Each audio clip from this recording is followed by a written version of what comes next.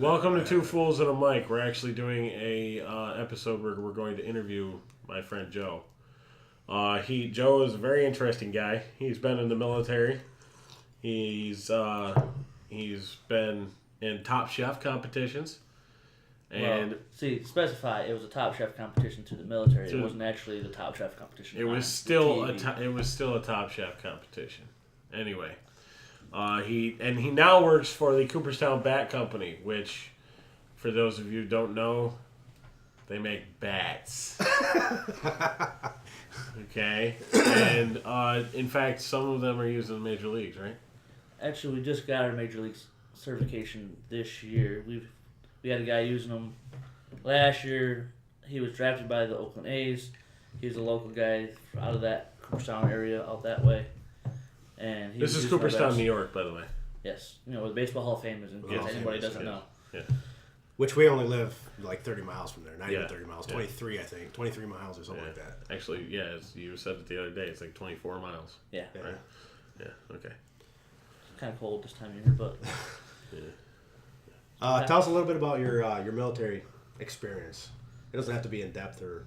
It sucked. Lengthy, but... He was in Iraq during the war. Yeah. Well, technically it's still going on if you want to. Well, yes, but...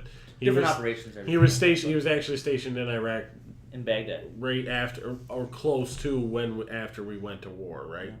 Well, I was 3 years after. I was there when they executed Saddam, which was kind of weird, because you just hear all their little prayer thing going on all day long, and they fucking hated it. It doesn't make no sense. There wasn't a party or anything?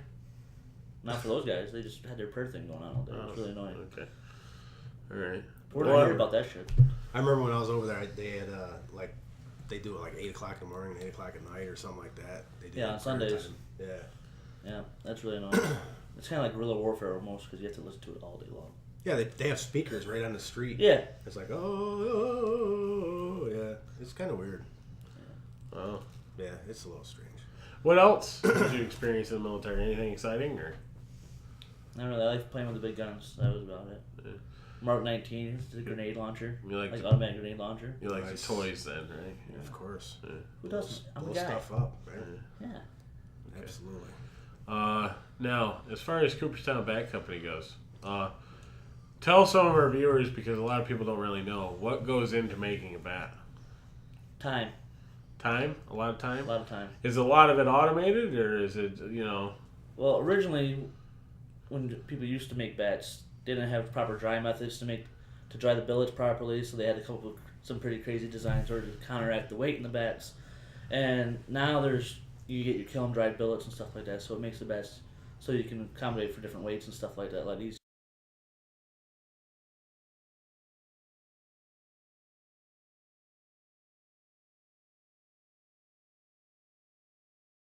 Now the billets, are they the core of the bat?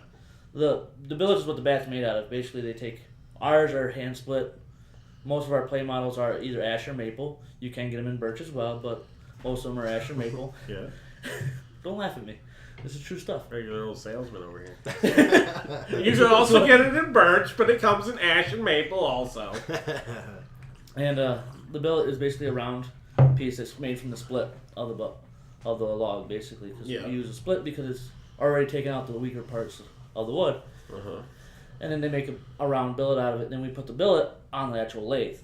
Our lathe, we have a CNC lathe that makes most of our bats. We do also have an older lathe that sets it up differently. I forget the name of that one.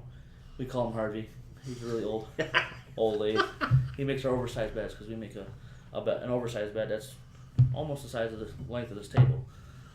Probably about a foot shy, but close enough. Right.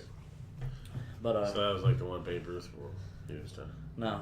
Just like a novelty, right? Just like a novelty. Yeah. No, those ones are novelty, the oversized ones. Yeah. Our play models, we do them all sorts of different shapes, designs. So do you foresee you guys using a lot of bats in the majors since you got your certification? They got them out there. They went down to spring training. A lot of guys use them in spring training. Some of the guys are more open to it than other guys. Because believe it or not, major league players actually have what are called bat contracts, and that's why you always see certain bats used in the major leagues, because they're under contract with those companies to only use their bats. Yeah. Which, if you ask me, is kind of sad, because that means they're using it because they have to. It's not because they want to. Yeah, Right. yeah. Yeah, that makes sense. I hear you. But okay, Damn. no, it's a small shop, right? It's not very, it's privately owned. I know, right? Yep. There's There's two owners. Well, technically, there's a third owner that lives out of state. Yeah. He's more of the money backer type guy. Uh-huh. But very nice people I've ever worked for.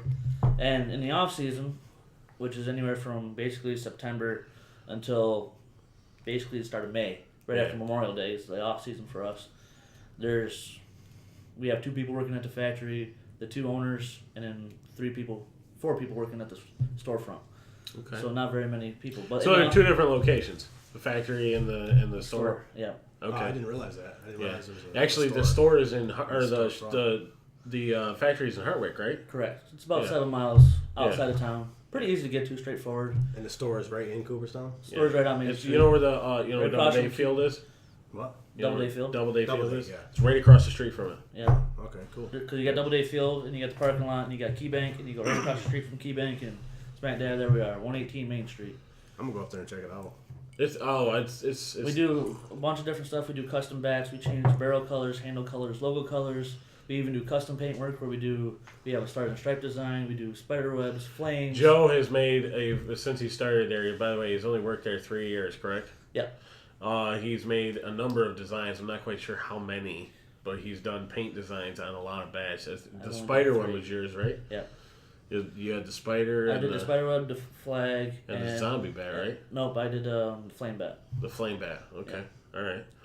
And they come in all different shapes and sizes, as he said. You have youth, and then you got the small novelty ones that are like this big. Yeah, you you know. got 22-inch I minis. saw them when I was in there, and they are really nice people to deal with. We even do corporate bats where we do the corporate logos. That's right. You Yeah. did my softball bat. Yeah, I made your softball bat. Which He I made a use. bat. He made a bat for my daughter when she was born too. Yeah, we do Very baby cool. bats. We do all sorts of novelty stuff, souvenir stuff, playmat stuff. What was the one you did for Kenny? You did for it was like a. He did a butt of a gun. My father A gun brought stock. the gun Oh, stock it was a in. gun. A Yeah. gun. And he Okay, had that's it, right, that's he right. had Joe 'Cause engrave it. we do laser engraving, so you can get the bats to say pretty much whatever you like. That's right. Within reason, we can't use actual any major league names on the bats Yeah. because licensing issues. Uh-huh. But pretty much anything a normal person would say we can engrave on a bat. And we do some custom work where we do like a gun stock and stuff like that too. Which can Periodically. do 2 fools and a mic. We could have him do 2 fools and a mic. That'd be cool. In fact, I have the gun just for it. All right. Well, you got any more questions for I was Joe? thinking more of a bat, but we can do a gun. That's cool. You just set it on the table. Yeah. Like, yeah. That'd be nice. Second Amendment. Bam. The right to bear arms. Yes. And not these ones. All right. You got any more questions for Joe? Not really. Is there anything you want to add? Not really.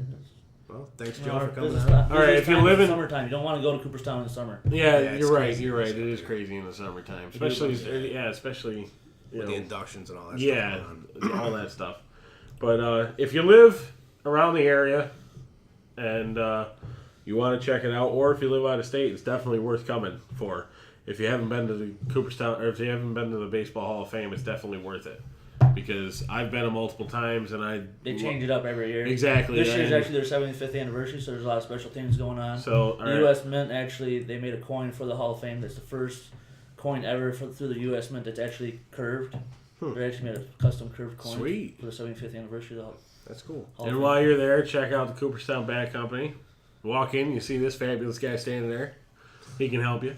And thanks for tuning in to Two Fools and a Mic, and thank you for being on the show, Joe. No problem, man. Yep. See ya.